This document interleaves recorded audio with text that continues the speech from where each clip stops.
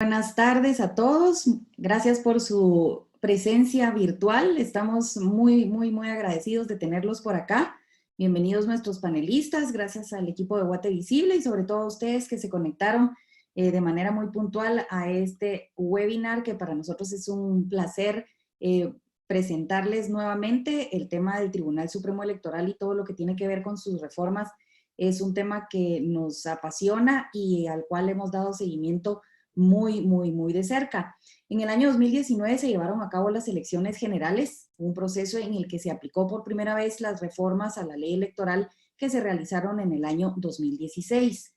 Al poner en práctica estas reformas se vio, digamos, evidenciaron mucho las falencias que no se subsanaron durante el proceso. Lejos de ello se fueron dando algunos otros inconvenientes.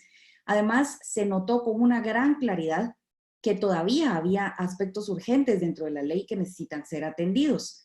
En Guatemala Visible consideramos trascendental que esta discusión y la evaluación sobre las reformas sigue siendo necesaria y que sobre todo no quisiéramos llegar a dentro de 3 años y pico y estar frente a un proceso electoral nuevamente con todas estas dificultades.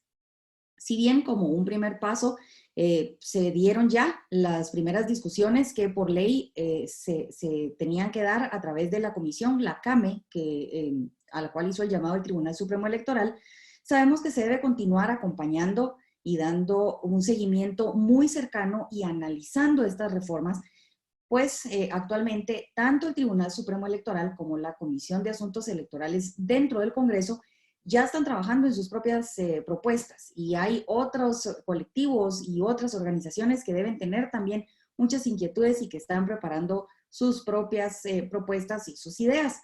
En Guatemala Visible creemos que como ciudadanos debemos tener muy claro cuál es ese camino, qué es lo que no debe quedar fuera definitivamente de estas reformas, cuáles son las estrategias necesarias para tomar en cuenta en los aspectos técnicos que van a lograr hacer que sean viables estos cambios, porque pues todos tenemos muy claro que hay que hacer cambios, pero cuando se trata de ponerlos en blanco y negro, no necesariamente estamos de acuerdo en cuáles son esos cambios y cómo deben darse.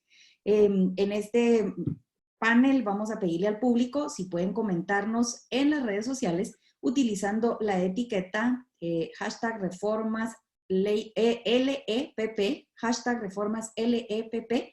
Si tienen alguna pregunta, alguna inquietud, algún comentario, también lo pueden hacer de forma escrita, pueden utilizar el chat, pueden mandarlo de manera directa. Y antes de comenzar, y le pido paciencia a nuestros panelistas, yo quiero pedirle al público que nos apoye participando de la siguiente manera. Si pueden, por favor, respondernos a la siguiente pregunta que va a aparecer en sus pantallas. ¿Qué tanto conozco de las últimas reformas hechas a la ley electoral y de partidos políticos? Esto se refiere a las del año 2016. Les pediría que sean honestos. Si no saben absolutamente nada, por favor pongan nada, porque eso nos orienta un poco hacia dónde debe ir esta discusión. Así que ahí tienen en sus pantallas la pregunta: ¿qué tanto conozco? Conozco mucho sobre el tema, conozco poco, no conozco nada. Así que les pedimos que emitan su voto en este momento y les vamos a dar ahí unos segundos para que puedan colaborar y nos pongan ahí. Ya tenemos algunos saludos y preguntas que qué lindos los que se han unido al panel. Están saludándonos desde Xela, gente que nos está viendo desde Amatitlán, hay una persona que nos está saludando desde Petén, así que nos alegra muchísimo tener a todo este público desde todos los rincones del país y pues les pido que entonces nos colaboren respondiendo a esta pregunta. A mí también me aparece la opción, pero les cuento que no puedo votar.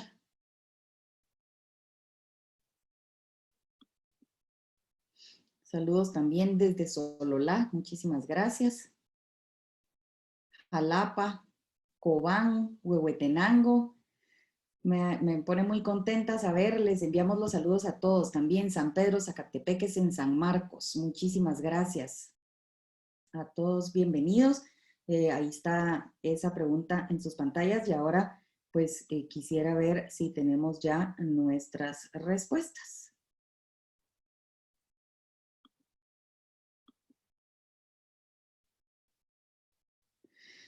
Bueno, tenemos ya esta información y estoy muy contenta porque me está funcionando la tecnología. Me siento muy feliz y agradecida, sobre todo con el equipo técnico que nos está apoyando esta tarde. ¿Qué tanto conozco de las últimas reformas a la ley electoral? Hay un 23% de personas que contestaron que conocen mucho acerca de estas reformas, un 54% dijo que conocía poco y un 24% dijo de manera muy sincera que no conoce nada sobre estas reformas. Así que aplicando un poco esta lógica, hay gente que conoce poco y hay también muchas personas que no conocen nada sobre las reformas. Así que vamos a comenzar considerando esa pregunta que tenemos. Les vamos a dejar entonces, quiero presentarles a nuestros panelistas. Diego Marroquín, director de gestión pública de CACIF y es también miembro del comité coordinador del programa de observación electoral. Ellos hacen esa observación hace muchos años, es PROE, y Diego forma parte de este equipo. Y César Sigüenza, que es el coordinador del área legal de la Fundación 2020, también miembro del equipo técnico de la Alianza Técnica de Apoyo al Legislativo, en donde hace análisis de proyectos legislativos y lidera organizaciones del sector privado en proyectos de ley, reformas a diversas leyes, propuestas, etc. A nuestros invitados, bienvenidos. Diego, César, muchísimas gracias una vez más por haber aceptado esta invitación de Guatemala Visible. Quiero pedirles entonces, solo para poner las reglas sobre la mesa para que nuestro público lo sepa, más o menos unos 5 minutos para que ustedes nos expongan de manera, digamos, general por ahora y luego vamos a ir profundizando qué deberían buscar las actuales reformas a la ley electoral. Así que vamos a dar inicio con la participación de Diego Marroquín.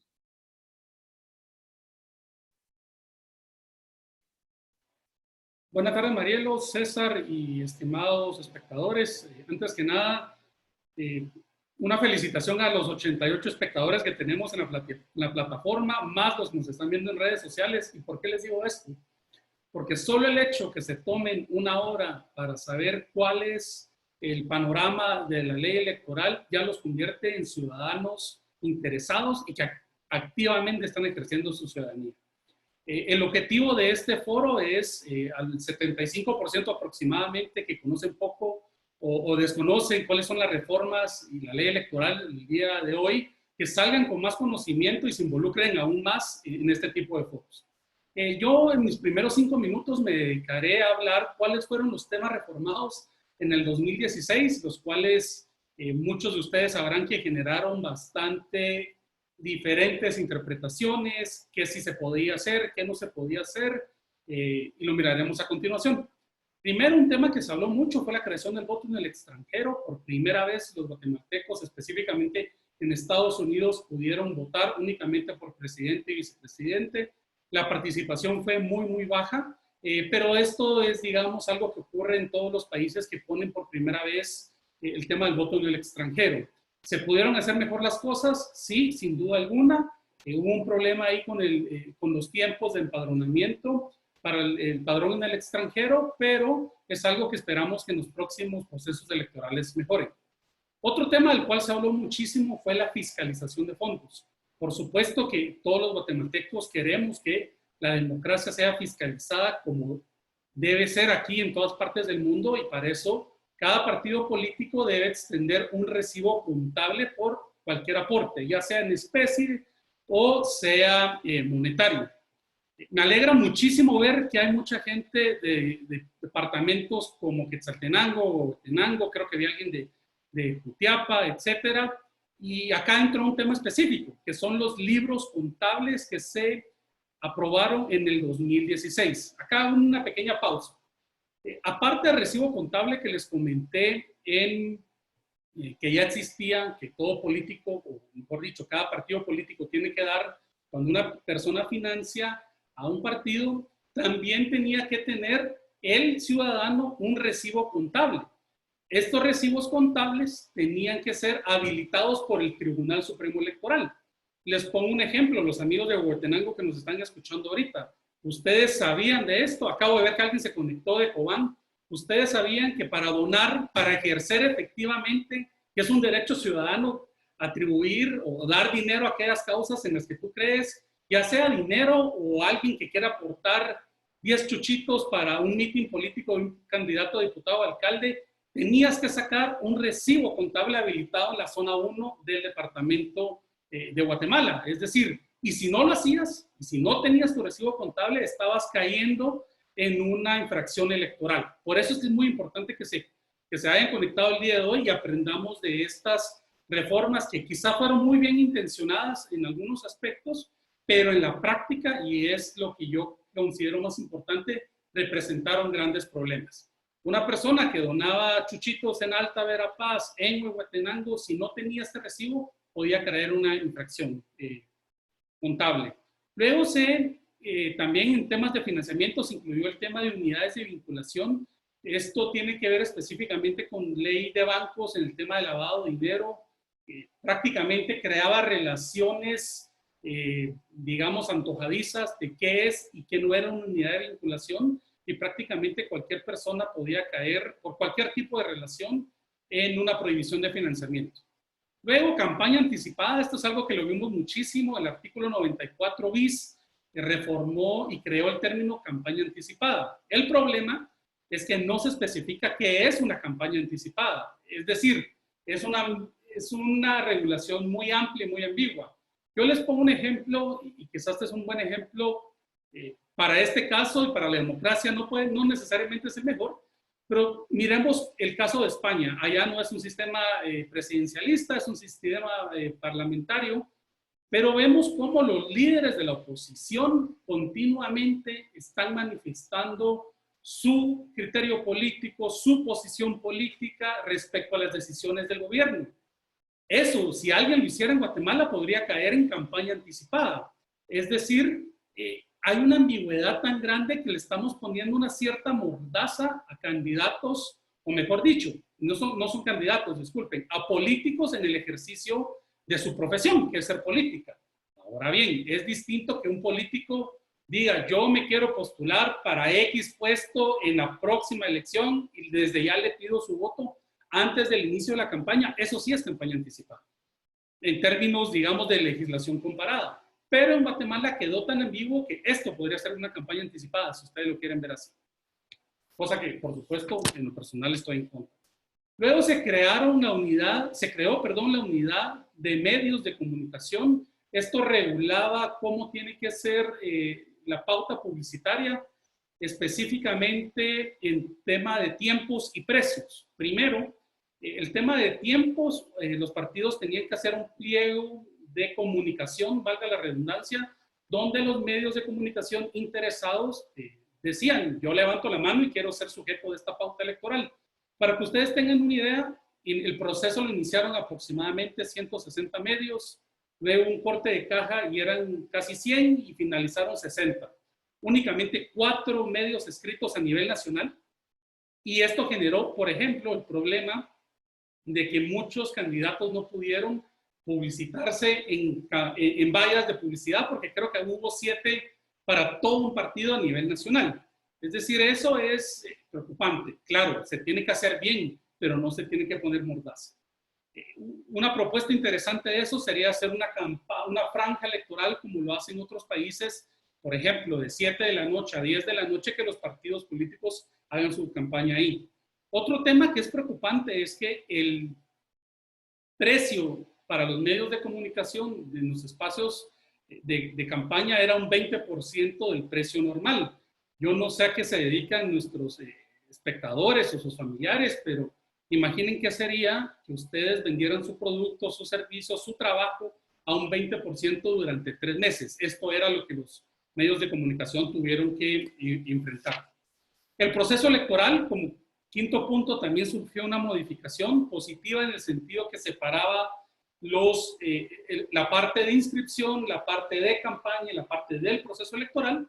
Sin embargo, vimos que hubo candidaturas que hasta el último día, antes de la impresión de la papeleta, estaban aún pendientes. Es decir, la intención fue buena, pero hay que ver en las reformas que más adelante miraremos a continuación, cómo podemos congeniar aún mejor el proceso electoral.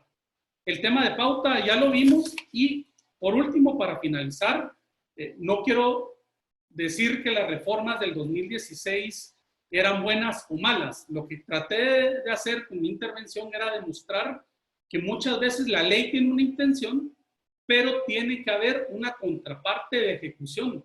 Y esa es la parte que todo proceso de reforma debe llevar a cabo y contemplarlo desde que se promulgan las leyes. ¿Por qué menciono esto? Porque sabemos que la ley electoral, en uno de sus artículos finales, estableció el proceso de modernización de la ley electoral. Hay una batería de reformas que se llevó a cabo gracias a la CAME, que es este comité, esta comisión de actualización dentro del Tribunal Supremo Electoral. Hay otras propuestas ciudadanas y por último hay una reforma electoral dentro de la Comisión de Asuntos Electorales del Congreso. Cuando se hagan estas reformas, tiene que contemplarse la implementación para que casen de forma correcta. Por ahí me quedo, María Luz.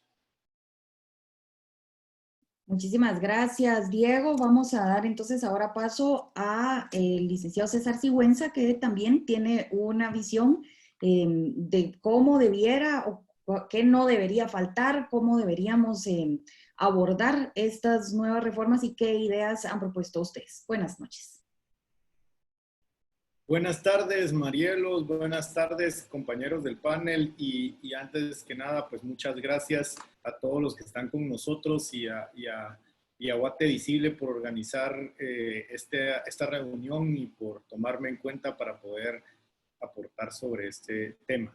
Una de las cuestiones más relevantes a las que yo quería hacer mención en esta oportunidad, tomando en cuenta que son solo 5 minutos iniciales, es que existe una noción quizá equivocada respecto de la ley electoral y sus reformas que tiene que ver con la idea de que la ley electoral es un instrumento jurídico estático, cosa que es completamente equivocada, pues la ley electoral es una normativa que tiene que estar en constante actualización.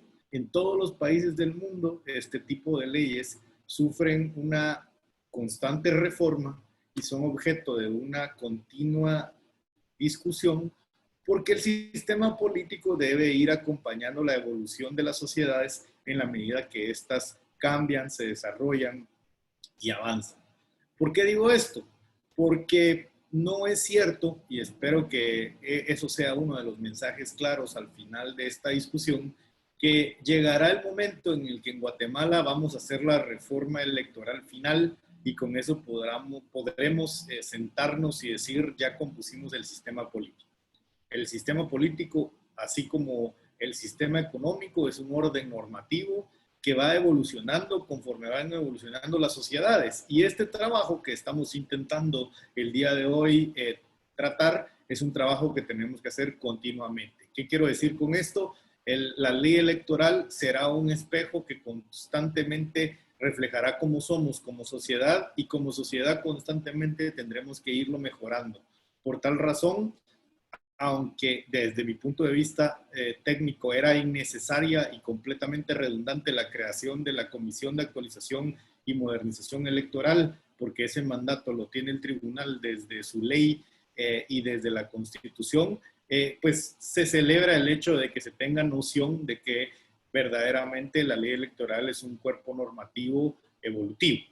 ¿Qué quiero dejar el día de hoy en estos pocos momentos? Llamar la atención de todos. Guatemala es un país que ha sufrido una evolución política complicada y que actualmente, de hecho, seguimos teniendo problemas respecto de nuestro funcionamiento del aparato estatal.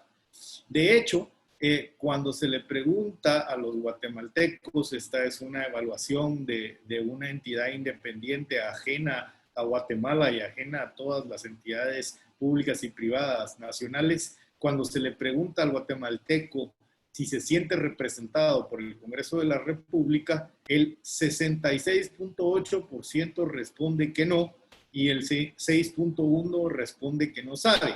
Si sumamos esos números, estamos hablando de que más del 70% de la población no cree que sus legítimos representantes, según la Constitución, verdaderamente están defendiendo sus intereses. ¿Qué quiere decir esto? Quiere decir que entre lo que la ley supone y entre lo que la ley establece, existe una diferencia grandísima de lo que en la vida real sucede. Por tal razón, y eso creo yo que es el principal objetivo de mi participación, además de compartirles que a esto se suma muchísima data respecto de la confianza ciudadana en el Congreso o sobre la confianza de cualquier individuo respecto de la democracia. Para agregar datos, les quiero decir que el mismo Barómetro dijo para el 2016 que de Guatemala tiene de 100%, 31% de los pobladores creen que es valioso apoyar la democracia. Lo que nos manifiesta es que Guatemala tiene una crisis de legitimidad política respecto de sus instituciones públicas grande, y que esto es un asunto que tenemos que atender de manera urgente, porque dejar de creer en la democracia, dejar de creer en nuestras instituciones políticas formalmente establecidas en la Constitución, daría paso a que entremos en un estado de no legalidad, de no derecho y de básicamente una relación en la que no existe la ley y el orden. Ahora, aunque esto pareciera ser bastante crítico, existen países que ya han vivido este tipo de situaciones y que nos aconsejan o que nos enseñan cómo poder abordar este problema. Según lo que nosotros en la Fundación 2020 y en ATAL hemos estudiado, una de las prioridades que debemos cimentar para salir al paso de esta crisis es el apuntar nuestro sistema político a volverlo más representativo. ¿Qué me refiero o a qué me estoy, a qué quiero decir cuando digo volver nuestro sistema más representativo? Me refiero a que la gente verdaderamente no solo conozca a la persona por la que está votando, sino que a su vez pueda ser capaz de identificar qué hace el diputado que supuestamente lo representa y posteriormente en las siguientes elecciones decidir si esta persona cumplió con los intereses que a su comunidad le afectan o no. Yo he hecho este ejercicio a lo largo de varios años y lo digo incluso a veces como broma, a veces como anécdota y a veces como algo triste que creo que es, pero en realidad si uno analiza y se pregunta, ¿sé yo cuáles son todos los diputados que me representan en el Congreso? Si yo vivo en la ciudad de Guatemala, ¿conozco a todos los diputados que están adentro del Congreso por mi distrito? La respuesta generalmente es que no, y que ni siquiera la gente que nos dedicamos a este tipo de asuntos, que son los asuntos de política pública, podemos responder con exactitud a esa pregunta.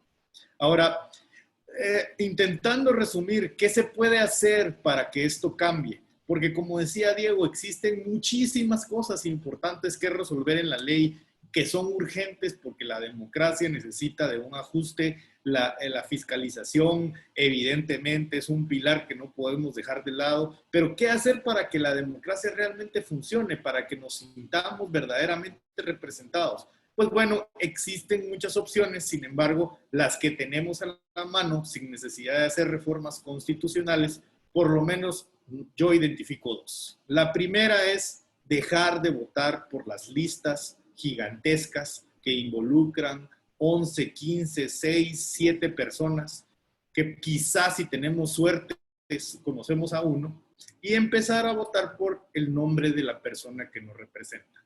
Para bien o para mal, yo creo más para bien, es importante que el ciudadano también tenga la posibilidad de decir X persona es el diputado al que yo quiero.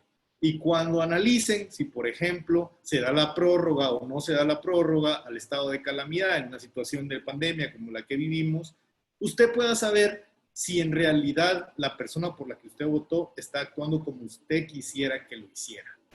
Vamos a ver, la democracia es un sistema que implica responsabilidad del individuo, pero hoy los diputados no tienen el incentivo ni existe la estructura jurídica para que nosotros los ciudadanos podamos pedirles una verdadera rendición de cuentas. Eso por un lado. Y por el otro lado, es importante que acerquemos el voto al ciudadano y que ya no sean aquellas listas gigantescas en las que además de difícil de escoger, es grandísima la cantidad de personas por las cuales tenemos que votar. Y por lo tanto es muy prudente que intentemos tener distritos o circuitos que permitan, en la medida de lo posible, una cercanía mayor con el voto. Existen modelos muy personalistas en donde se vota por un único representante. Existen modelos mucho más proporcionales en donde se vota por una lista, como en el caso de Guatemala. Considero yo que el paso siguiente es hacer más pequeña la lista y permitirle al individuo que vote por quien quiere. La idea de que los partidos son los únicos actores políticos relevantes debe ser abandonada y debemos pasar a la estafeta, a que la ciudadanía es el verdadero actor político relevante. Tenemos que ser los que votan y los que se responsabilizan por quienes llegan, para después poder decidir si queremos que X sea nuestro diputado o Y sea nuestro diputado. Muchas gracias, Mariel. Muchas gracias a César Sigüenza también por su participación. Y bueno, ahora vamos a dar inicio a una primera ronda de preguntas. Vamos a tratar de irlas agrupando por tema mientras esto sea posible y luego pues si llegan otras las vamos incluyendo. Hay una pregunta acá importante: ¿cómo puede mejorarse en el tema de los aspectos que deben corregirse derivado de las reformas del 2019? ¿Cómo mejorar la fiscalización de las campañas electorales? Diego Marroquín. Gracias, Marielos. Excelente pregunta. Recordemos, como bien decía César, la democracia es algo dinámico, es decir, nosotros día a día somos seres políticos y actuamos, nos desenvolvemos, etcétera. Lo que pasa es que en el proceso electoral vemos eso de forma concentrada, el animal político en su excelencia. ¿Cómo podemos fiscalizar? Primero, es distinto a una cosa es fiscalización y un tema distinto es ponerle una camisa de fuerza al sistema electoral, pero más que todos los actores políticos. Con esto no quiero decir, y quiero ser muy claro, que se dé rienda suelta para que hagan lo que quieran, pero sí no puedes prohibir el actuar común de un funcionario o de un candidato. Ejemplos: hubo alcaldes que por estar en un acto público sin ni siquiera inaugurar, hacer absolutamente nada, hubo denuncias de campaña anticipada en contra de ellos, y que algunas avanzaron, otras no. La oposición política, porque yo lo que les quiero pedir es no pensemos únicamente en el año electoral, que es donde vemos la intensidad de los políticos. Supongamos que yo soy un ex candidato a cualquier puesto de elección o simplemente soy un ciudadano el día de hoy hablando de temas políticos. Si algún día me llegara a postular o algún periodista en un medio de comunicación, por estar en un medio de comunicación y hablar sobre política, como quedó la legislación electoral, algunas personas, abogados, podrían interpretar que esto es campaña anticipada y por lo tanto vedarían el derecho a esta persona a participar en política. Es decir, claro que se tiene que fiscalizar, pero no poner reglas que al final del día son absurdas, y disculpen que lo diga. Para aterrizar la idea, ¿cuál creo yo que debería ser el marco claro de qué es campaña anticipada? Una persona que fuera del proceso electoral, cuando ya se puede hacer campaña, pida primero el voto a los ciudadanos, segundo, que diga qué puesto quiere ocupar, y tercero, que lo haga a través de un medio de comunicación de difusión masiva. Eso es campaña anticipada. Ejercer ciudadanía y emitir posiciones políticas no puede ser considerado campaña anticipada, porque si no, en redes sociales, todos los que o algo por el estilo estaríamos en un problema. Gracias, Diego. Tengo muchas preguntas. Voy a tratar de ser ágil en el uso del tiempo. Hay una que habla nuevamente sobre el tema del financiamiento electoral. Es aquí en la capital quien la envía y está dirigida al licenciado César Sigüenza. Tengo una consulta. ¿Todas las fallas de los partidos políticos deberán acabar en cancelación de partido? Me refiero a lo siguiente. En Estados Unidos, por ejemplo, ambos partidos han sido sujetos de acusaciones de financiamiento electoral ilícito y han pagado serias consecuencias dinerarias y consecuencias criminales, pero no se cancelan los partidos. ¿Cómo creamos ese tipo de institucionalidad en Guatemala? Muchas gracias al oyente y muchas gracias, Marielos, por la pregunta. Considero que él toca un punto que es bien complejo de entender y es que efectivamente debe haber un régimen sancionatorio de carácter administrativo que castigue las prácticas que no se apegan a las normas de financiamiento. Y esto tiene que ver con que digamos, que se analice particularmente los casos en los que un individuo, por ejemplo, no cumplió con cierto requisito, pero que no quiere decir que el financiamiento venga de dinero ilícito y que se sancione de una manera relativa al daño que causó. Sin embargo, digamos, existen documentos e investigaciones que dicen que existe otro tipo de financiamiento ilícito, que es, por ejemplo, el que deviene del crimen organizado, del narcotráfico. Ese tipo de conductas, sin lugar a dudas, debe ser sancionado penalmente. Entonces, lo que el oyente menciona es efectivamente uno de los puntos que Diego mencionaba, que debe ser prioridad para las reformas correctivas. Las reformas correctivas deben hacer una gradación del tipo de afectación que se hace a la democracia cuando se incumple una norma.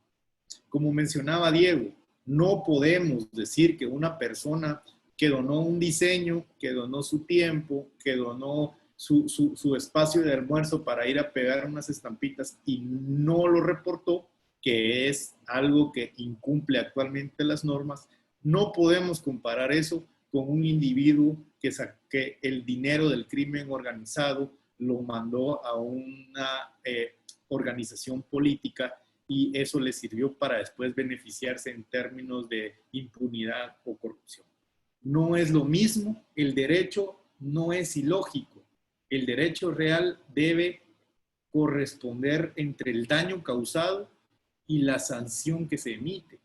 Actualmente Guatemala tiene un problema respecto de que queremos pensar que entre más grande sea la sanción, mejor va a ser el ordenamiento jurídico, cuando en el mundo ya se superó esa noción. Lo importante es que se cumpla, que efectivamente se sancione y que sea gradual al daño efectuado. No podemos pensar, y yo lo digo con conocimiento de causa, pero me reservo los nombres, que probablemente el 90% de las personas que hicieron un voluntariado para un partido político no tiene ni su libro de contabilidad de donaciones en especie, ni recibió un recibo de parte de las organizaciones políticas.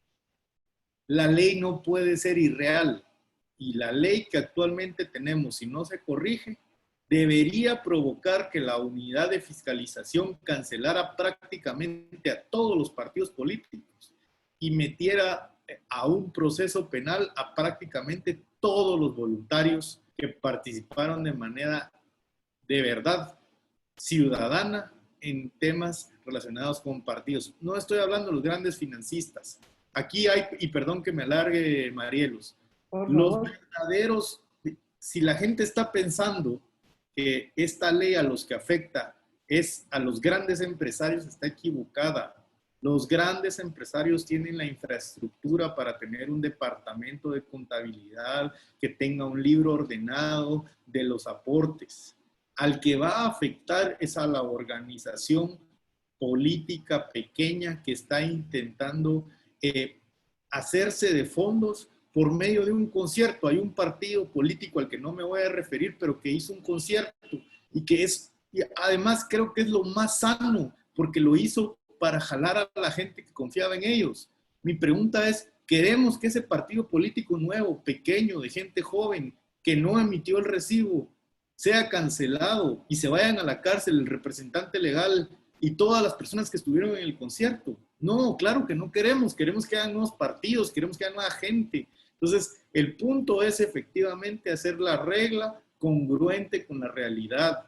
Tenemos que decir que sea bancarizado, tenemos que corroborar que las fuentes sean legítimas, pero no tenemos que ser irreales y pedir normas que sean más estrictas que las realidades más avanzadas del mundo. Como lo dijo el que hizo la pregunta, ni en Estados Unidos han cancelado al Partido Republicano, ni al Demócrata tampoco van a cancelar. Ahí se sanciona a quien hizo la falta y se sanciona con multa cuando corresponde y con cárcel cuando el daño realmente fue grave. Gracias, licenciado Sigüenza. Aquí había otra pregunta de otro de los oyentes que tal vez solo vale la pena de manera breve reiterarla. Licenciado Marroquín, usted habló de esto. Solicitar un libro contable en estas reformas no contribuyó a una mayor transparencia, sí complicó algunos procesos, sí nos complicó a algunos de nosotros que queríamos colaborar, pero no impidió para nada, por ejemplo, la colaboración de grandes dineros que provenían, por ejemplo, del narco. Eso dice nuestro oyente. Bueno, antes que nada, para hacer hincapié en las declaraciones de César, efectivamente, el gran dinero ilícito fluyó, por así decirlo. Se esperaba que la reforma iba a evitar eso, pero al final del día, como bien dijo la persona que hizo la pregunta, el efecto o la sanción es para el pequeño aportante, ya sea de 10 quetzales, de un tiempo de comida, de que donó su tiempo o un diseño, como bien dijo César. Y esto no es menor, Marielos, y quisiera mencionar específicamente un artículo para que los participantes contemplen la magnitud del problema de los libros contables. El artículo 21 bis terror o algo por el estilo menciona, no se contabilizará como un aporte el que no se haga y no se registre en los libros contables 6 meses anterior a la fecha de haberlo realizado. Palabras más, palabras menos, que al día de hoy con César le hemos dado varias vueltas junto con otros abogados a ese artículo y nadie entiende a qué se refiere. Quizá la conclusión es, yo tuve que haber dentro de mi libro contable dicho, voy a donar dentro de 4 meses a X o Y partido. Esa es una forma de ponerlo irreal, primero. Segundo, quien que no lo haya hecho, que yo creo que nadie lo hizo así, está al borde de una persecución administrativa penal, lo cual generaría muchísima complicación para todos. Y por último, para hablar más de datos y no solo de términos legales de interpretación, cuando se llevó a cabo el proceso de la CAMI, presentaron cuántos libros contables de ciudadanos se habían habilitado y cuántos financistas habían aportado a campañas políticas. La diferencia, Marieros, era de miles de personas que no habilitaron su libro contable. En conclusión, miles de personas no cumplieron la norma electoral y por lo tanto pueden enfrentar un proceso administrativo o penal como un narcotraficante o alguien del crimen organizado donó millones de forma ilegal. Es decir, no tenemos que dar rienda suelta, pero tampoco poner camisa de fuerzas al proceso electoral. Normas que se cumplan, normas que sean factibles y normas que respondan a la naturaleza de un proceso electoral, de lo que necesitamos.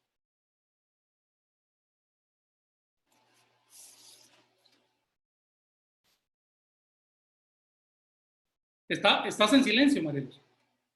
Gracias por el recordatorio. Muy bonito verme hacer muecas y que no se oiga nada. Tenemos entre nuestros participantes también otro tema que coincide. Dice, digamos, particularmente además de los errores que tuvimos en el 2016, ¿qué sería ideal que se modificara? Digamos, los temas que no se tocaron en las reformas del 2016 para mejorar la calidad de la democracia por medio de la representación. Y aquí sucede algo curioso que es común, digamos, en nuestra sociedad. Hay una participante, es una dama que dice que ya basta de autorizar tanto partido político, que a ella le parece que es demasiado, que deberían ya empezar a prohibir tanta participación. Lo dice con estas palabras: podría detenerse la creación de nuevos partidos. Es un abuso que haya tantos partidos. Esto confunde mucho a la población porque solo migran de un partido a otro. Mientras tenemos otra oyente, también es una dama, es Arabela Castro, que dice que el cambio a la forma en que se constituyen y se mantienen vivos los partidos políticos es engorroso en este país y es muy complicado, que por eso hay tanto partido nuevo que al final son las mismas personas. ¿Qué ven ustedes posible en estas reformas para poder digamos, irle dando forma a una mejora en este sentido. Licenciado Sigüenza, comencemos con usted. Muchas gracias nuevamente, Marielos. No sé si Arabela es doña Arabela Castro, que es Doña expresidenta. Arabela Castro, ex presidenta del Congreso y ex ministra y ex diputada. Ella a nosotros nos debe dar clase, pero con todo el respeto posible, le contesto lo que nosotros creemos que desde la Fundación 2020 sería viable. El problema que tenemos es que nuestras organizaciones políticas son diseñadas formalmente grandes, pero prácticamente son de cartón. Cuando hemos analizado en términos de sociedades de cartón y hemos dicho, este fue un diseño hecho solo para que exista, pero en la práctica no hace nada, podemos hacer una analogía respecto de estas otras tipos de organizaciones que son las políticas. Y existen muchas que honestamente también son organizaciones políticas de cartón, en las que las asambleas municipales son un grupo de personas que va a refaccionar y que firma un papel solo para decir que hubo una reunión y sigue siendo un manejo centralizado de parte del Comité Ejecutivo Nacional. Nosotros en la 2020 siempre hemos creído que lo que vale la pena es propiciar que las instituciones realmente sean orgánicas y que las entidades que participen en la votación efectivamente sean aquellas que son las apoyadas por las personas. Hoy el sistema político, a diferencia de lo que la gente cree, al poner tan caro el mantenimiento de un partido, hace que los partidos solo sean de la gente que tiene dinero para disponer de invertir de manera, coloquial, en crear una organización. ¿Qué pasaría si tuviéramos una ley que lo que permitiera es que participe quien tenga el apoyo de las personas? Les voy a poner un ejemplo que obviamente hay que tropicalizarlo, como decimos los técnicos, pero que en realidad es válido. Les voy a poner un ejemplo del caso de Alemania. Nadie puede negar que la Alemania de hoy es una democracia establecida, seria, de hecho, de tinte muy conservador, pero que honestamente no existe duda en el mundo de que es funcional.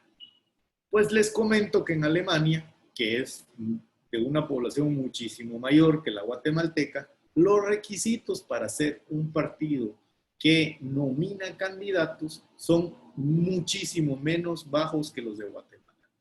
¿Alguien cree que los partidos de Alemania son menos institucionales que los de Guatemala? Nadie que entiende la diferencia entre los partidos podría afirmar esto.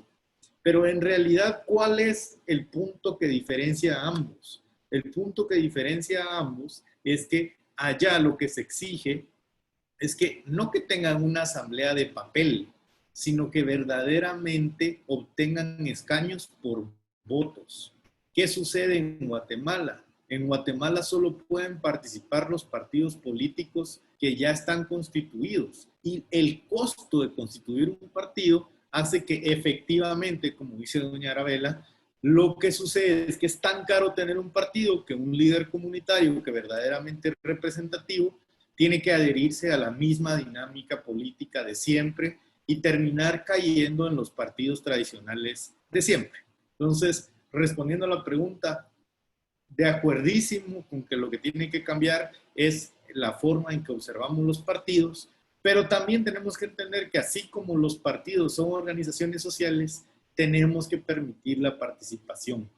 Aunque sea complicado en un momento particular del cambio de paradigma, el hecho de que hayan muchos partidos pequeños, con el tiempo la evidencia histórica demuestra que la política va a tender a potenciar a las fuerzas representativas y a minimizar. Inscritos en Alemania hay más de 500 partidos. Partidos representados en el Parlamento hay menos de 20.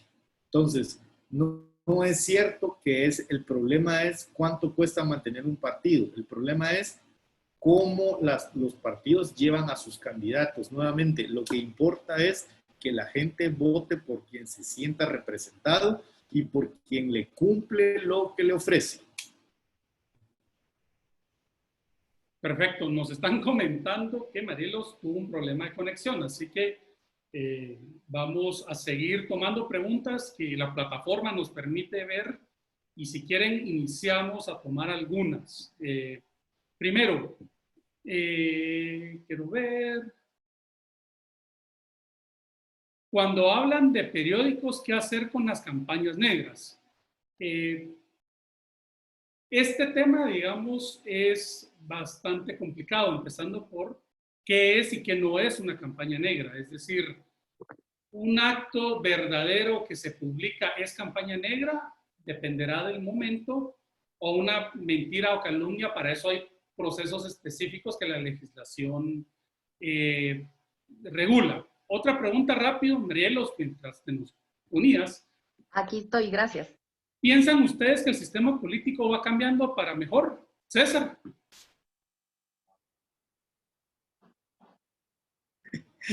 Es una pregunta complicada, Diego, y no te agradezco por habérmela dado, pero sí quisiera llamar la atención a algo. No podemos pensar en regresar a un sistema político electoral diferente a la democracia. La democracia tiene errores y evidentemente deja de funcionar para muchas cosas. Pero pensar en el autoritarismo, pensar en una dictadura, pensar en un absolutismo es inconcebible. Guatemala no puede regresar a esto. Entonces, siéndoles muy honesto, y de hecho así lo ratifican entidades tan creíbles como The Economist, que ha demostrado que todos los índices dicen que hay un retroceso en la creencia en la democracia, Guatemala tiene de verdad una oportunidad grande en decir, nosotros entendemos que puede haber un retroceso, pero sabemos que los países que se desarrollan mejor son los que son más democráticos.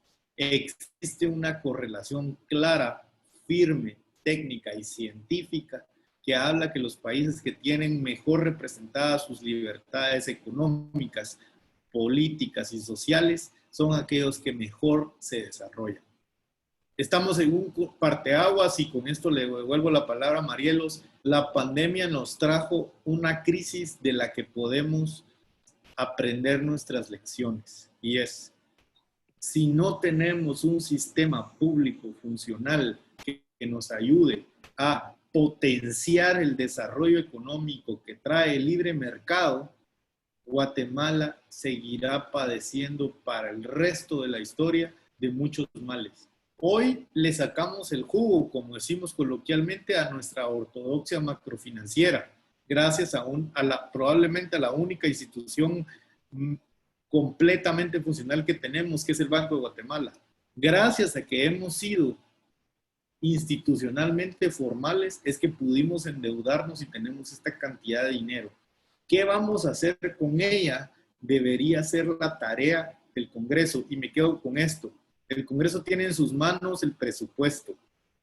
Y el Congreso es efectivamente el resultado de la ley electoral. Por tanto, si quisiéramos que el presupuesto fuera mejor, adivinen qué, necesitamos cambiar la ley electoral. Y hoy ese es un punto relevante, actual y vital para el día a día del guatemalteco. Bueno, tenemos muchas preguntas aquí. Vuelvo a revisar lo que tenemos por acá. Vamos a ver, están preguntándome si podría ser más sano permitir que los diputados se puedan cambiar de partido político en un nuevo periodo sin caer en lo que hoy día es el transfugismo. Y si ven muy remota la idea de separar las elecciones de los diputados de las elecciones generales de presidente y vicepresidente. Y licenciado Marroquín.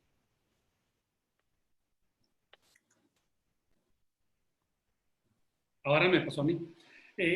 Respecto a la primera parte de la pregunta, el famoso transfugismo, si lo queremos ver así, es un efecto a una causa. Es decir, ¿por qué tenemos transfugismo en Guatemala? Y es porque no tenemos verdaderos partidos políticos. Miremos el ejemplo de Estados Unidos. ¿Cuántos demócratas, senadores republicanos, perdón, senadores, congresistas demócratas se han pasado a ser republicanos o viceversa? En Alemania, la socialdemocracia, ¿cuántos ha pasado a otro partido político? El transfugismo es el efecto de no tener partidos políticos institucionalizados en Guatemala. Como bien decía César, tenemos partidos políticos de papel que necesitan aproximadamente 22,000, 23,000 personas que firman. De estas 23,000 personas, yo les preguntaría a todos ustedes, ¿cuántos de ellos de verdad participan activamente en un partido? Ese es uno. Dos, la ley exige que el partido tenga representación en 12 departamentos y 60 municipios. Es decir, creamos elefantes en papel que en la práctica no se dan y el poder real del partido se centra en cúpulas muy específicas que son quienes deciden. Por lo tanto, tenemos el efecto del transfugismo, es decir, yo como político miro una mejor oportunidad de ser reelecto o de ser reelecto, me cambio de un partido. Eso era antes. En la reforma del 2016 esto ya no se puede, salvo el último año, que es el año electoral. Acá hubo varias interpretaciones, tanto del Tribunal Supremo Electoral como de la Corte de Constitucionalidad, y los criterios fueron diversos, valga la palabra. Hay algunos diputados que sí les permitió postularse por un partido distinto al que lo fue electo, etcétera, y a otros a quienes no. Es decir, el transfugismo es un efecto. En medida que tengamos mejores partidos políticos, que tengamos verdaderos partidos políticos institucionales, ya verán cómo el transfugismo ni siquiera entra a ser un tema de los guatemaltecos. Y la segunda parte, Marielos, perdón, si la olvidé, era respecto... La segunda era si los diputados podían ser electos en una siguiente ronda, en una elección que no fuera junto con la de presidente y vicepresidente. Eso puede ser, digamos, cuando uno mira la teoría política, hay varios países que lo hacen y eso forma parte del sistema de pesos o contrapesos y más que todo en un ámbito político de premiar o castigar al Ejecutivo en su función. Esto sucede mucho más en sistemas presidencialistas, por supuesto, porque los parlamentarios, el Parlamento elige al primer ministro, caso de España que habíamos visto. Desde un punto de vista político puede ser positivo, pero a quienes les gusta más la gobernabilidad de una democracia o de un Estado, mejor dicho, no les parece tan positivo. ¿A qué me refiero con esto? Hemos visto a lo largo de la historia guatemalteca y de todos los gobiernos electos en el mundo que existe la famosa luna de miel de los primeros 6 meses y luego empieza a bajar la popularidad, por así decirlo, de los gobernantes. Muchas de estas son fundamentadas, muchas veces pueden ser problemas de otro tipo. Si se elige a un Congreso a mitad de término, el Ejecutivo entra en un proceso nuevo de negociación dependiendo de la reconfiguración del Congreso. Es decir, la gobernabilidad allí se puede ver limitada, aunque se premie o se castigue al gobierno de turno. Gracias. Voy ahora con el licenciado Sigüenza y tenemos aquí una pregunta de Pablo Hurtado, que creo que es el Pablo Hurtado que nosotros conocemos. Y nos decía si ustedes creen que la ley electoral debe fortalecer la regulación sobre la forma en que los partidos políticos desarrollan sus actividades de organización, formación y proselitismo. Vamos a ver, estamos hablando de muchas cosas. Saludos a Pablo, si es nuestro amigo Pablo Hurtado de Así es. Creo que hay mucho espacio que debe ser dejado para el desarrollo interno de las organizaciones. Sin querer hacer promoción, voy a hacer un símil. Las organizaciones políticas son organizaciones sociales tal cual lo son cualquier otra. Solo que estas tienen la característica que buscan un fin político. Ahora, pensemos si para participar del mercado económico, deberíamos requerir ciertos aspectos que son de entidades gigantescas. ¿Qué sucede en el mercado de las entidades que van a ser empresas o emprendimientos? Lo que queremos es que sea más fácil que la gente entre al mercado para que ofrezcan sus productos y que el individuo libremente elija qué le conviene mejor. Lo mismo, en términos generales, debería aplicarse para el mercado político. Yo no quiero tener que elegir siempre a dos personas solo porque son los únicos que tienen el dinero y la organización. Si ese fuera el caso, entonces nunca habrían partidos políticos con ideas nuevas, porque tendrían que entrar a la organización del partido, convencer al cacique, convencer al jefe, convencer al financista, y al final terminaríamos en que son los mismos 3 o 4 partidos. Yo sí considero que como entidades que tienen un efecto en la política pública hay que poner reglas muy estrictas respecto de la fuente de financiamiento, pero especialmente respecto de la legalidad de los fondos. Lo que no creo es que debamos exigir organizaciones gigantescas para participar. Existen muchos medios para evitar que exista una atomización, por ejemplo, en los parlamentos, que son los umbrales electorales. ¿A qué me refiero con umbrales electorales? Hay un número o un porcentaje de votos válidos que tiene que tener un partido para que a partir de ahí pueda optar a tener a un representante en el Congreso. ¿Qué quiero yo? Desde el punto de vista del ciudadano, que lo que pienso es que el individuo debe tener todas las opciones a la mano y no solo tener dos. Que estén a disposición de ellos la elección más abierta posible. Eso no quiere decir que en el Congreso vayan a estar todas las opciones. Podemos poner reglas que indiquen que son los partidos que sí tienen un voto suficientemente grande los que entran ya al Congreso de la República. Así, por ejemplo, en el caso de Alemania, que era el que yo ponía, sucede en muchas realidades, que pueden haber 1000 partidos, pero si un partido saca un voto no pasa nada, él ni siquiera va a tener opción a entrar al Congreso. El punto de la representatividad es dejemos que los individuos participen y voten. Después pongamos reglas para ver quiénes entran, que sean los que más representan. Pero hoy, y le pregunto, lo devuelvo a la audiencia, si uno de ustedes quisiera participar, ¿cree que es fácil participar para alguna diputación o para participar en siquiera formar parte del consejo municipal? La respuesta común será sí, no, pero no sé cuánto cuesta. Cuesta mucho. Cuesta mucho siquiera tener que acceder a un notario para que haga la escritura, para que haga el comité de proformación, para que haga el... Lo que tenemos que bajar son las barreras de entrada al mercado político. Eso no quiere decir que vamos a desarmar los partidos. De hecho, en Estados Unidos, que existe la noción de que solo hay 2 partidos, la realidad es que no es cierto. Existen muchos partidos políticos.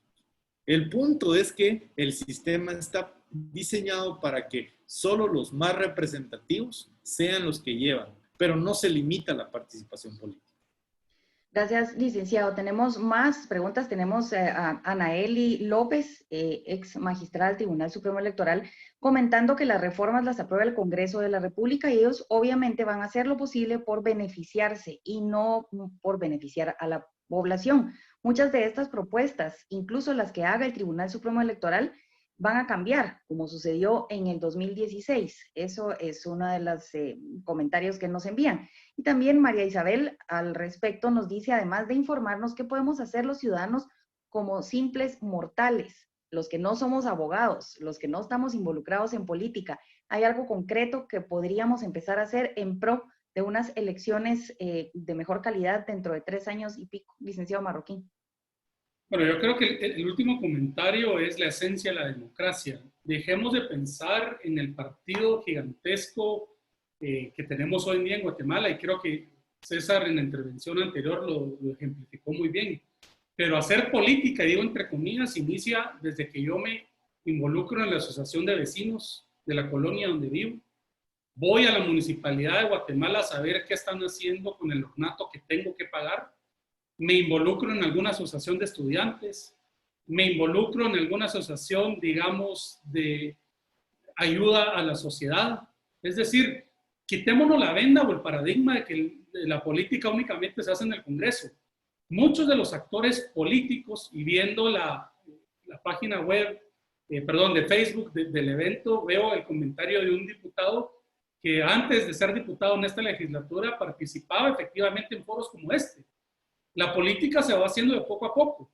Claro, cuando uno es una persona que llega a cierta edad y tiene una vasta experiencia, probablemente los partidos políticos le dicen, mira, sos una persona que nos interesaría tener. Pero los simples mortales, solo el hecho de estar hoy en día conectados, no César, Marielos y yo que estamos como parte del foro, pero los 120 participantes que tenemos conectados ahorita están haciendo política, porque luego de tener estos insumos, esta información, van a tener más elementos, primero para fiscalizar, que es algo importantísimo para acciones concretas de qué podrían hacer como ciudadanos, fiscalicen. Las herramientas de fiscalización hoy en día en general son muy buenas. El Ministerio de Finanzas, ustedes pueden ver cómo se están ejecutando los fondos de la emergencia COVID. Métanse a minfin.co.gt, no es que esté haciendo publicidad, porque no tengo nada que ver, pero hoy estuve yo navegando la página y es increíble la información que uno puede tener. Así es como uno empieza a ejercer ciudadanía. Segundo, yo no sé qué les llama a ustedes la atención. Puede ser un proyecto, por ejemplo, de protección de los animales, pero así es como se van formando los líderes. Cuando yo me involucro en algo que me interesa, el que es líder, y no digo líder nato, porque el líder también se crea, y se crea a través de participación, de lectura, de emitir criterio y de activarse realmente. ¿A qué voy con todo esto? Toda decisión política afecta a nuestras vidas.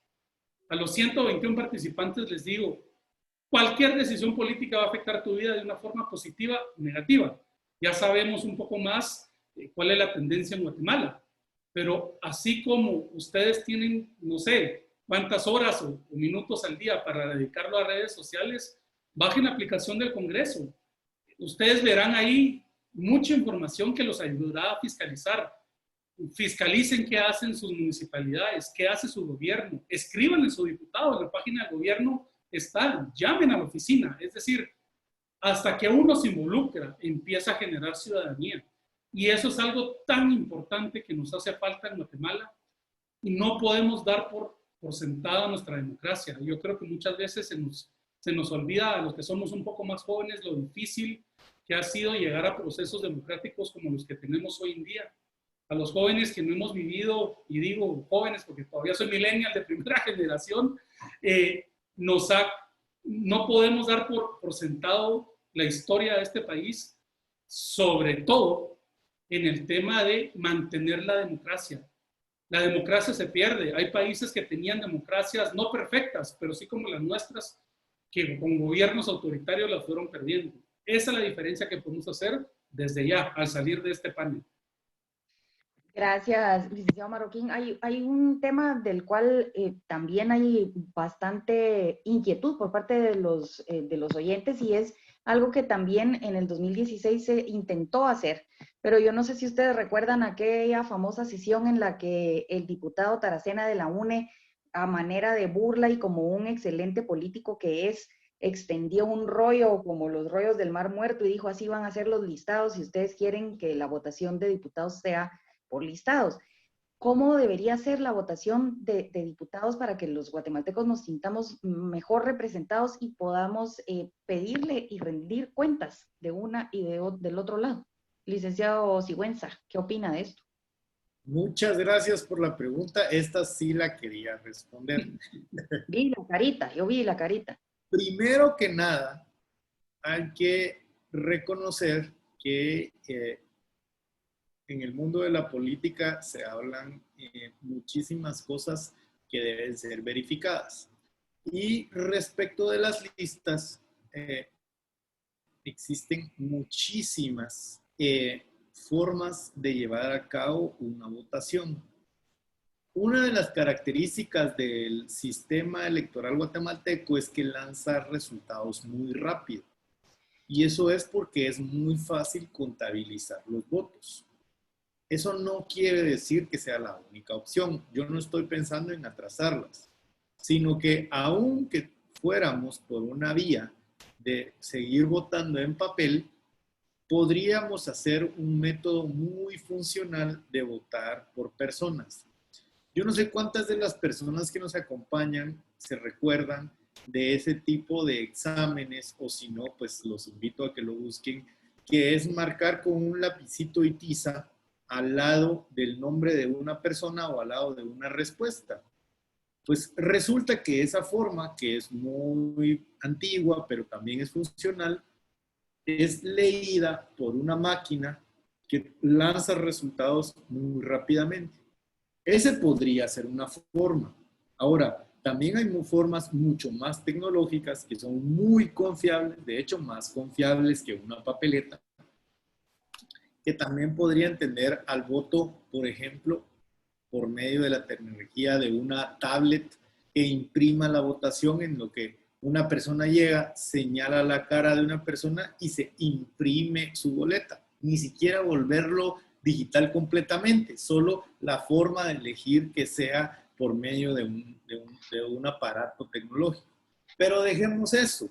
Existe otra forma, que es evidentemente lo que le pasó a nuestro hermano país, que es El Salvador, que fue el de las mantas que se hicieron, fue porque ellos diseñaron un sistema de distritos grandes con voto abierto. Entonces tenían que hacer esa gran manta. Yo los invito a que le den un Google Search o que lo busquen cómo se hacen las elecciones del Senado de España. Ahí hay listas abiertas y multipartidismo, pero como el número de diputados a elegir por distrito es pequeño, son 3 los números que tienen que marcar. Entonces, aunque existan 15 partidos, la papeleta es relativamente pequeña. Por eso decía yo que no hay que caer en esos casos exagerados como el que le costó vivir a El Salvador, sino que podemos aprender de los errores de ellos y no solamente liberar los votos por persona, sino hacer circunscripciones pequeñas en las que no tengamos que votar por 16 personas, sino por 3, que al final es una medida razonable si lo comparamos con actualmente el promedio de magnitudes está entre 6, pero hay departamentos como Huehuetenango que tiene más de 10. Sin embargo, si lo pusiéramos a 3, que todavía permite el multipartidismo, la proporcionalidad, no así otros casos que son personalistas, como el Reino Unido, en donde se elige 1 a 1, o sea, un candidato, un partido. Igual podríamos lograr una votación simple, sencilla y fácil. Mi pregunta es, ¿queremos que la gente le cueste o no le cueste decidir? El sistema actual, no sé si así fue diseñado, no me voy a animar a pensar que así lo hicieron porque creo que los constituyentes tuvieron la mejor intención, pero esta norma requiere de actualización y creo que la actualización tiene que ver con un cambio de paradigma y es devolverle a la gente el poder de elegir, porque si no vamos a seguir teniendo este tipo de estructuras partidarias y este tipo de congresos y este tipo de ejecutivos y en consecuencia este tipo de cortes. No me voy a resistir, perdón Marielos, pero es resultado del mal sistema político el hecho que no tengamos cortes, porque no existen los intereses legítimos para que se haga esa elección que nos tiene a todos, sufriendo el hecho de que el sistema de justicia guatemalteco no funciona. Tocó una fibra sensible, licenciado Sigüenza, pero eso da para otro webinar, porque si empezamos a hablar del tema de las cortes, podríamos estar aquí otras 2 horas. Licenciado Marroquín, el tema del voto nulo, veo muchos mensajes en este sentido y preguntando en qué contribuyó el tema y si en realidad deberíamos eliminar ese asunto del voto nulo o probablemente darle el poder al ciudadano de repetir las elecciones, pero con nuevos candidatos. Bueno, para empezar, el tema del voto nulo, como quedó con un 50%, es prácticamente imposible que alguna vez, digo entre comillas, porque gane el voto nulo. Es decir, para que se repita una elección, ya sea de presidente, diputados de un área o un consejo municipal, el voto nulo tiene que sacar más del 50% de los votos emitidos. Entonces el porcentaje crece aún más. ¿Por qué? Porque solo se toma en cuenta los votos que se llevaron a cabo. Primero, a mí es algo, el tema del voto nulo es algo que a mí en lo personal digo no me gusta, porque caemos nuevamente en ese ciclo de querer castigar los efectos y no las causas. Con verdaderos partidos políticos esto no pasaría. ¿En qué parte del mundo estábamos hablando de repetir porque no nos gustan los candidatos? ¿Será que el tema son los candidatos o son los partidos políticos que los nominan desde un inicio? Es decir, caemos en ese círculo del gato y el ratón, que es un loop, un círculo que es eterno. Por eso es que a mí el tema del transfugismo no me gusta. Aparte, como digo, con el tema del 50% es casi imposible que se lleve a dar. Y tercero, como quedó redactada el artículo, da a interpretar que puede haber un voto nulo en una segunda vuelta. Es decir, que se tenga que hacer casi una especie de tercera vuelta para elegir. Eso violaría o estaría excediéndose del tiempo del proceso electoral. En conclusión, es un tema que a mí no me gusta. Creo que, perdón, lo que voy a decir es ponerle una curita a alguien que se rompió un hueso, que es nuestro sistema de partidos políticos. Y tercero, que fue un dulcito que tiraron a la población para decir que se aprobó, pero técnicamente es imposible y que representa serios problemas para el calendario del proceso electoral. Gracias, licenciado Marroquín. Vamos ahora a la parte en donde quisiéramos pues platicar un poquito acerca del camino y de las estrategias que están sobre la mesa para poder llegar a este cambio. Y voy a comenzar con una pregunta que me manda uno de nuestros participantes. Él es Edwin Canahui y su pregunta es clave. ¿Qué posibilidades tenemos de que la actual clase política, se refiere a la legislación actual, apruebe las reformas electorales que sean necesarias para este país? Licenciado Sigüenza, le tocó. La pregunta difícil. Bueno, creo que como dice el licenciado Marroquín, lo importante es empezar a cambiar nosotros. Veamos, en esta época que hemos tenido pandemia, considero que nos hemos podido dar cuenta de lo afectados que podemos ser por las decisiones políticas. El hecho mismo de que tengamos ahora una situación en la que el presidente tiene que salir a dar disposiciones y el Congreso las puede confirmar o no, nos confirma lo importante que es tener a estas personalidades, a estos funcionarios alineados con lo que el pueblo necesita. ¿Qué se puede hacer? Bueno, se puede hacer mucho. Creo que Guatemala Visible, de hecho, es un esfuerzo ciudadano que es evidencia de esto. La fiscalización es muy importante para el resto de las actividades, pero no se queda en ello. No se queda en solamente estar discutiendo, estar haciendo estos foros. Se trata de, como dice Diego, salir de aquí y estar convencidos de que nos importa y que no solo nos entre por un lado y nos salga por el otro. Por tal razón, considero que lo que debemos hacer es salir e intentar hacer la fuerza necesaria para que el Congreso entienda que como mínimo requerimos ciudadanos ciertos cambios. Yo aquí voy a ser muy pragmático y voy a hacer ahínco de una de las lecciones que me ha enseñado mi mentor en la Fundación 2020, y es: lo perfecto es enemigo de lo bueno.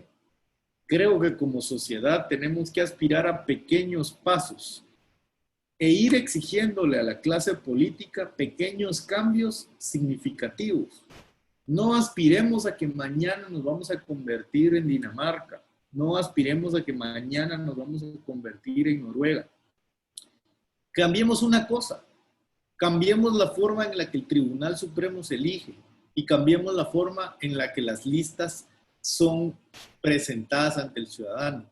Son 3 o 4 artículos. Todo lo demás es importante, pero quizá no es lo potencializador que podrían ser estos cambios. Si logramos que el Tribunal Supremo Electoral ya no esté directamente vinculado con las fuerzas políticas coyunturales, que es como está actualmente, porque se elige cada 5 años y lo elige el Congreso de turno, y a su vez logramos que los diputados se elijan por persona, vamos a lograr un avance pequeño pero trascendente en la forma en que se hace política en Guatemala.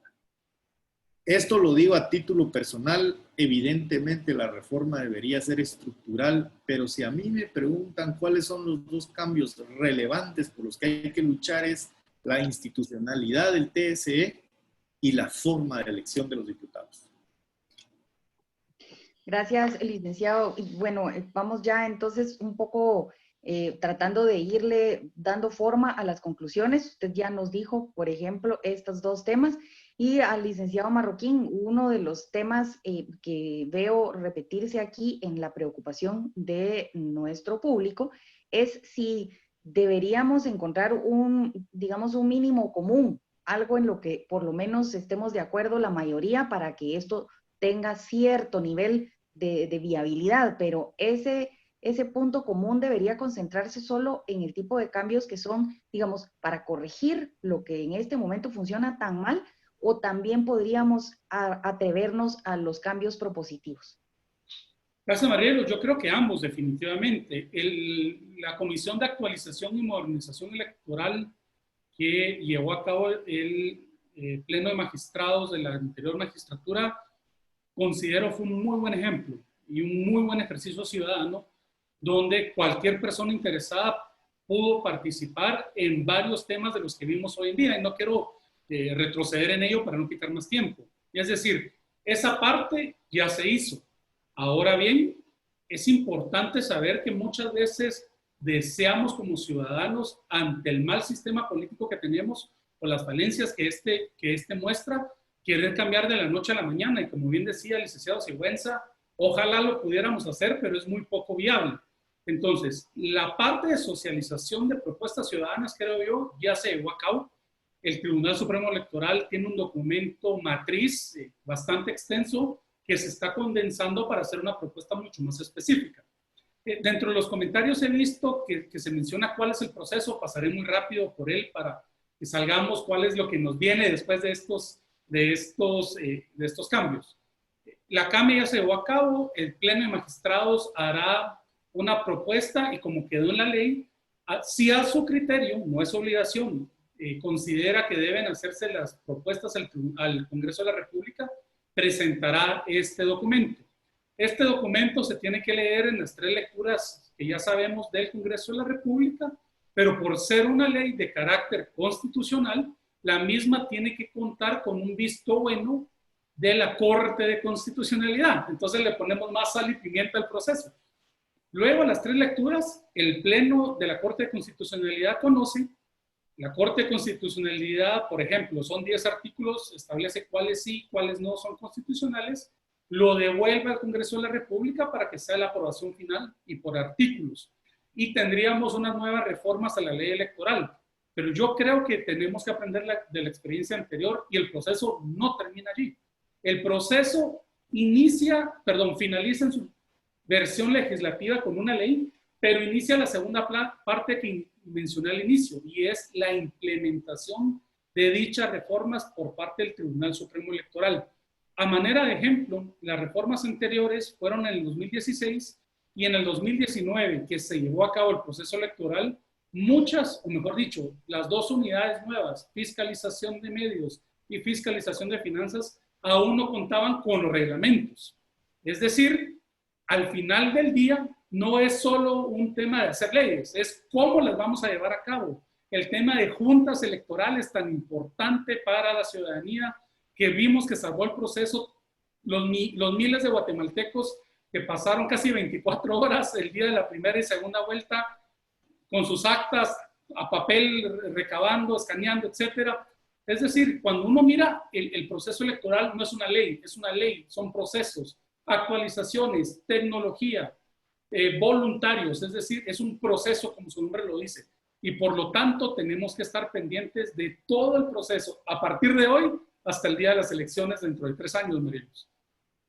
Bueno, tenemos poco tiempo, pero tengo aquí varias veces una pregunta muy interesante, licenciado Sigüenza, que son muy jóvenes quienes nos están escuchando y la mayoría está muy acostumbrado al tema de la tecnología y nos preguntan cómo conceptualizan ustedes esa necesidad de modernizar el Tribunal Supremo Electoral siendo una institución que tiene tantos desafíos, digamos, hablando del tema digital, entre otros. Muchas gracias, Marielos. De hecho, pues yo me sumo, aunque ya no soy tan joven, no soy tan viejito tampoco, pero no soy tan joven como algunos de nuestros acompañantes el día de hoy. Sí me sumo a la idea que la tecnología puede resolver muchísimo de nuestros problemas. Lo primero que hay que entender es que el tribunal tiene un rol muy complejo, porque a la vez que tiene que organizar las elecciones, tiene que dirigir el registro de ciudadanos, tiene que organizar los procesos de votación y a su vez tiene que ser la autoridad electoral en materia jurisdiccional. Y si fuera poco con eso, se le agrega la función de fiscalizar a los partidos. El TSE, si nos lo analizamos en un caso muy abstracto, es prácticamente un mini estado, porque tiene una entidad fiscalizadora, una entidad reguladora, una entidad judicial y a su vez una entidad administrativa. ¿Cuál es el primer punto de partida? Creo que es disgregar las funciones. El tribunal tiene que seguir siendo la autoridad máxima, pero tiene que separarse para especializarse. Y la parte de la organización de las elecciones debe tender a tener una dinámica de modernización. Vemos a los Estados Unidos, por ejemplo, que hoy está discutiendo el voto por medio del correo, que en el fondo lo que plantea es esa discusión de cómo podemos hacer más eficientes las formas de votación. Yo les pregunto, y de hecho este evento es un ejemplo, cuando votamos al principio, ¿cuánto tiempo nos costó votar y contabilizar los votos? Nos tomó muchísimo más de 1 minuto. Si logramos diseñar un sistema que técnicamente sea seguro, podemos a su vez plantear un modelo de votación que permita muchísimos cambios.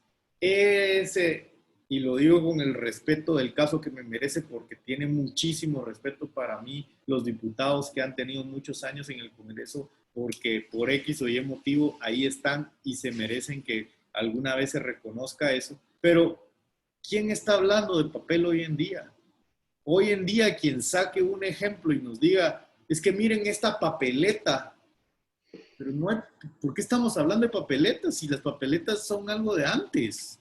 Nosotros leemos libros en una tablet, nosotros nos comunicamos por correo, hacemos conferencias por Zoom. ¿Quién está hablando de una papeleta? No nos dejemos engañar por esas ideas de que tenemos que hacer y retroceder y armar un montón de cambios cuando la tecnología nos lo resuelve.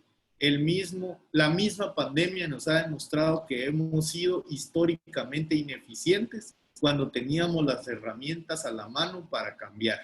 Y creo que esa es la lección que debe aplicarse transversal, pero que puntualmente podía ser un cambio potencializador para la ley electoral y sus reformas. Bueno, vamos llegando casi al final de nuestro webinar, lastimosamente, porque tendríamos muchísimas preguntas todavía pendientes de responder. Yo les rogaría que si tienen oportunidad de chequearlas y pueden darle respuesta también a nuestros estimados acompañantes en esta tarde, nos hagan ese gran favor y de todas maneras estar pendientes porque este es solo el primero de varios que queremos hacer. Pero vamos cerrando entonces, licenciado Marroquín, con usted. Y la pregunta de todos aquí es, ¿qué debe hacer la ciudadanía cuando estas reformas, sean las que sean, las del tribunal, las de los grupos, el consenso que se llegó a través de los ejercicios de la CAME, esto va a llegar al Congreso? Tanto el Tribunal Supremo Electoral y la Comisión Electoral van a tener su propia iniciativa. ¿Cómo incidir para que solo pasen las mejores? Bueno, para empezar, no quiero sonar repetitivo, pero a mí me agrada mucho ver tanta gente conectada y sobre todo, como tú dices, Mariel, jóvenes. ¿Por qué? Porque cuando uno es joven tiene el tiempo y la energía para dedicarse a aquellas cosas que a uno le gustan. Primero, infórmense bien. Muchas veces la desinformación en redes sociales es tendenciosa, nos lleva a fuentes de información que no son verídicas, y qué bueno que estén participando acá. No es que nosotros seamos expertos al 100%, pero llevamos cierto rodaje en el tema y por lo tanto tuvimos el privilegio que nos invitaran. Eso es un ejemplo. Segundo, formen su propio criterio. Es decir, lean, comparen qué les gusta, qué creen que sirve para Guatemala. Piensen con la cabeza, piensen a futuro y no piensen con un sentimiento, digamos, de juzgar. ¿Y a qué me refiero? Nuestro sistema democrático muchas veces nos ha dejado mucho que desear, nos ha quedado a deber, por supuesto, desde alcaldías hasta presidentes. Pero justicia no es lo mismo que venganza. No se trata de vengarnos de los políticos. Se trata de construir ciudadanía. Y eso se hace a través de la lectura, de participar en foros como este, de descargar las iniciativas cuando estén en el Congreso y con gusto léanlas. Creo que César y yo estamos tagueados en el evento en Twitter. Si tienen alguna duda, con mucho gusto se la respondemos. Y si quieren hablar de esto con un grupo de amigos, de 3 amigos, con gusto podemos hacer esto. El tema es participar, involucrarse, y ya verán que con este tipo de pequeñas acciones pasan muchísimos efectos. Quisiera finalizar, Marielos, con una frase que a mí me encanta, y justo lo dijo un empresario en una reunión de jóvenes, y es: si piensas que eres muy pequeño para hacer la diferencia, es porque nunca has dormido con un mosquito en tu mismo cuarto. Y eso es la verdad. ¿Cuántos no hemos dormido y estamos a punto de dormir y sentimos esa mosquita acá que no nos deja dormir? Eso es lo que una ciudadanía activa es para los políticos. Si queremos cambiar, seamos este zancudito que está ahí perennemente tratando de modificar y hacer bien las cosas. Muchísimas gracias. Sí, sin duda alguna, esa analogía entre el mosquito y uno a veces se siente de ese tamaño y siente que no puede hacer nada, pero es un buen llamado para todos los jóvenes y los que no somos tan jóvenes, que estamos participando el día de hoy. En realidad, la participación es importante. El estar aquí con nosotros hoy, nosotros se los agradecemos muchísimo, sobre todo por el bien que hace para toda esta sociedad, el que tengamos un poquito de información y sobre todo podamos ir conociendo este tema con la anticipación necesaria para no llegar a las próximas elecciones. Vamos a cerrar entonces este webinar con las conclusiones del licenciado César Sigüenza. Pues muchas gracias, Marielos, y nuevamente extendiendo pues mis agradecimientos al equipo. La verdad es que existen muchos espacios en donde uno puede participar, pero con ustedes verdaderamente uno se siente agradecido de poder trasladar los mensajes de una manera que esperemos que sean de utilidad. Yo honestamente solo me gustaría recalcar que no se trata de una discusión romántica, de una discusión académica, de una discusión política elevada, como decía bien Diego, a quien le agradezco haber compartido el día de hoy conmigo, porque en realidad yo sí puedo dar fe que es una persona que se ha dedicado por mucho tiempo a trabajar por el país y que lo hace de una forma desinteresada. Si bien es su trabajo, me consta que da la mía extra, al igual que tú, Marielos. Y entonces yo al final creo que no debemos desesperarnos y no debemos ahogarnos en la frustración. Porque si bien este camino es complejo, como incluso la misma ex magistrada lo mencionaba, incluso siendo ella magistrada, ella sabe que sufrió de frenos y sufrió de complicaciones, es solamente intentando estar juntos e intentando tener consensos importantes y graníticos que vamos a lograr los cambios. Yo quiero atreverme a hacer un símil respecto de este tema con la reforma al sector justicia y recordar que en el 2015 los guatemaltecos tuvimos la oportunidad de enfocarnos en 2 o 3 cambios que nos hubieran hecho verdaderamente modificar la forma en que la justicia se llevaba. ¿Y qué sucedió? La polarización lamentablemente nos separó tanto que hizo imposible los cambios necesarios. Repito, quizá lo que debemos aspirar como sociedad es a unirnos en los verdaderos cambios trascendentales, en lo que no nos divide, sin dejar atrás nuestros principios. Como lo hemos dicho el día de hoy, nadie está hablando de tolerar financiamiento ilícito o de relajar las medidas de fiscalización. Pero, señores, ningún país ha cambiado su sistema político por medio de esas reglas. Las reglas que cambian las democracias de los países son las que tienen que ver con la forma en que se elige, con la forma en que se diseña el sistema de partidos políticos y con la autoridad que se encarga de fiscalizar el sistema. Entonces, si vale la pena, si vale el mensaje, es claro que hay muchas ideas, claro que todas son válidas y que hay muchas muy innovadoras, pero lo más importante es pensar cuáles son las que nos unen, que trascienden y en las que nos debemos enfocar. Y si logramos dejar este mensaje, creo yo, Marielos y Diego, que habremos aportado un poco para la discusión pública. Pues yo siempre me quedo picada y con gran emoción y quisiera seguir conversando, pero sé que el tiempo de todos es valioso y agradezco de manera muy, muy especial al licenciado Diego Marroquín, al licenciado César Sigüenza, al equipo de Guatemala Visible, pero sobre todo le agradezco a usted que está conectado con nosotros. Para nosotros eso no tiene precio.